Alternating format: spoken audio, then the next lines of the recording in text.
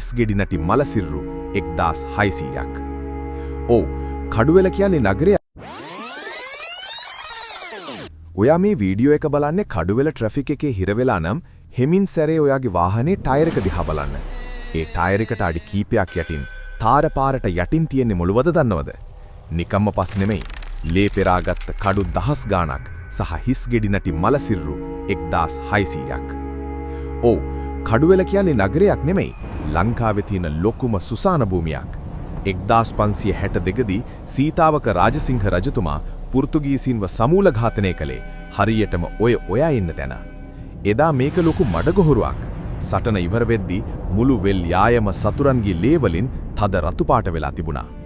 ඒ වැළලුණු කඩු පිරුණු වෙල තමයි අද මේ කඩුවෙල උනේ. ඉතින් ඊළඟ පාර කඩුවෙල පාරේ යද්දි මතක තියාගන්න ඔයා පය ගහලා ඉන්නේ ඉතිහාසයේ දරුණුම යුද පිටියක් උඩ.